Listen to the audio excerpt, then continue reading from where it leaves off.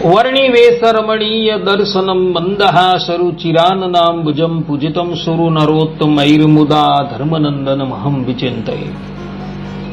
અસતોમાં ષટગમય તમસોમાં જ્યોતિર્ગમય મૃત્યુર્મા અમૃતમ ગમય. ઓમ શાંતિ શાંતિ શાંતિ. અસ્મદ્ગુરુ સમારંભામ નાથયામૂન મધ્યમામ લક્ષ્મી વલ્લભ પર્યંતામ વંદે ગુરુ પરંપરા. આજની જ્ઞાન સભાની અંદર પધારનારા બધા જ ભગવત ભક્તોને વેદાંતાચાર્ય, પુરાણ ઇતિહાસાચાર્ય, એમ ફિલોસોફી શાસ્ત્રી રાકેશભાઈના હેતપૂર્વક જય સ્વામિનારાયણ. ભક્તો, અષાઢ સુધી બીજના દિવસે રથયાત્રાનો દિવસ હોય છે. આ દિવસે ભગવાન જગન્નાથ ઓરિસ્સામાં આવેલા જગન્નાથપુરીમાં રથયાત્રામાં બિરાજમાન થઈ પોતાના ભક્તોને દર્શન આપતા આપતા ગુંડીચા મંદિર પધારે છે. અને એ દિવસે ચંદ્રદેવના દર્શન ખૂબ મંગલકારી મનાય છે. કોઈક વ્યક્તિના મનની અંદર એવી જિજ્ઞાસા થાય કે અષાઢ સુધી બીજના દિવસે ચંદ્રદેવના દર્શન મંગલકારી કેમ મનાય છે? તો આ સંબંધમાં શિવ પુરાણ અને સ્કંદ પુરાણમાં એક કથા આવે છે. કથા એવી છે કે દક્ષ પ્રજાપતિએ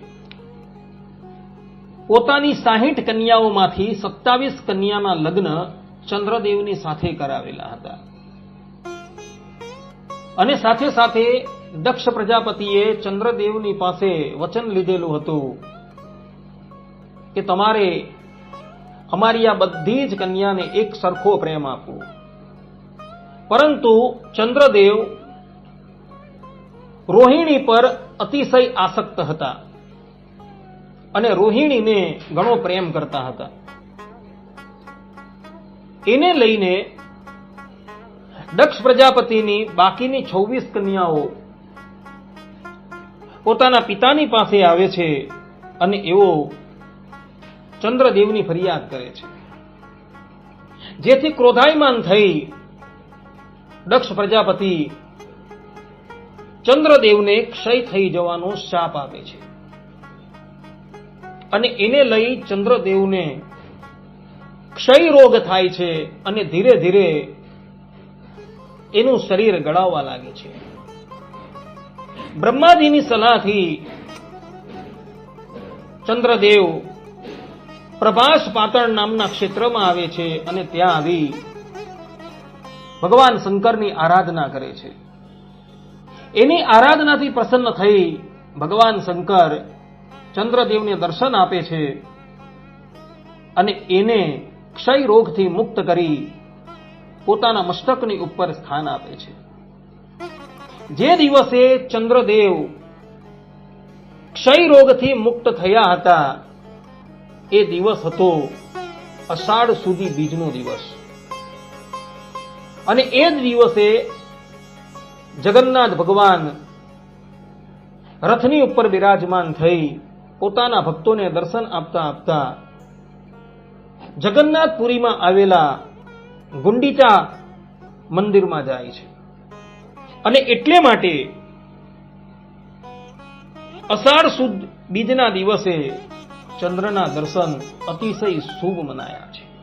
એનું કારણ કે એ દિવસે ચંદ્રદેવ ક્ષય રોગમાંથી મુક્ત થયા હતા અને ભગવાન શંકરે એઓને પોતાના મસ્તક પર સ્થાન આપેલું હતું.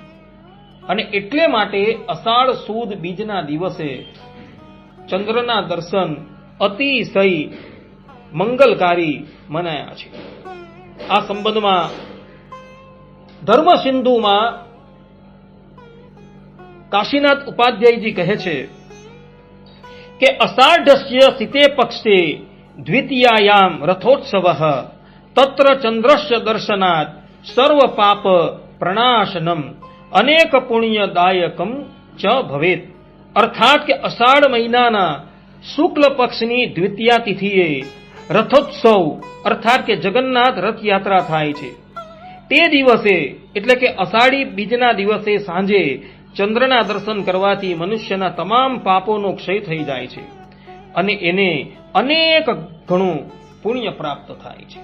નિર્ણય સિંધુમાં કમલાકાર ભટ્ટ કહે છે કે અષાઢ શુક્લ દ્વિતીયાયામ ચંદ્ર દર્શન સંયુતાયામ યહ પશ્યતિ રથસ્થમ કૃષ્ણમ સ પ્રયાતિ હરે પદમ તથા ચ દ્વિતીયા ચંદ્ર દર્શનમ વર્ષ પર્યંતમ મંગલપ્રદમ ભવેત. અર્થાત કે અષાઢ સુદ બીજના દિવસે જે ચંદ્ર દર્શનથી યુક્ત હોય છે તે દિવસે જે મનુષ્ય રથમાં બિરાજમાન ભગવાન શ્રી કૃષ્ણના દર્શન કરે છે તે વૈકુંઠ ધામને પામે છે. તેમજ આ દિવસે એટલે કે બીજના દિવસે બીજના ચંદ્રના દર્શન કરવાથી આખું વર્ષ અત્યંત મંગલકારી, યશસ્વી અને પ્રગતિશીલ નીવડે છે. આ પ્રમાણે અહીં કાશીનાથ ઉપાધ્યાય અને કમલાકાર ભટ્ટ એવું કહે છે કે જે પણ કોઈક મનુષ્ય અષાઢ સુદ બીજના દિવસે રથયાત્રામાં બિરાજમાન ભગવાનના દર્શન કરે છે એ દેહ ત્યાગ પછી ભગવાનના ધામમાં જાય છે. આ દિવસે ચંદ્રદેવના દર્શન કરવાથી મનુષ્ય બધા પાપોથી મુક્ત થઈ યશસ્વી તથા પ્રગતિશીલ બને છે. માટે આ દિવસે દરેક વ્યક્તિઓએ ચંદ્રના દર્શન અવશ્ય કરવા, કારણ કે ચંદ્રના દર્શન કરવાથી મનુષ્ય પાપથી મુક્ત થઈ જશે. એનું આખું વર્ષ અત્યંત મંગલકારી, યશસ્વી અને પ્રગતિશીલ નીવડશે. માટે બધા જ ભગવત ભક્તો આ દિવસે ચંદ્રના દર્શન અવશ્ય કરે. આ પ્રમાણે શાસ્ત્રોની અંદર કહેલું જોવા મળે છે. આટલું કહીને હું મારા પ્રવચનને અહીં વિરામ આપું છું. સર્વે સંતુ નિરામયઃ, સર્વે સુખીનો ભવંતુ, સર્વે ભદ્રાણિ પશ્યન્તુ, મા કશ્ચિદ દુઃખ ભાગ ભવેદ. અસ્તુ. જય સ્વામિનારાયણ.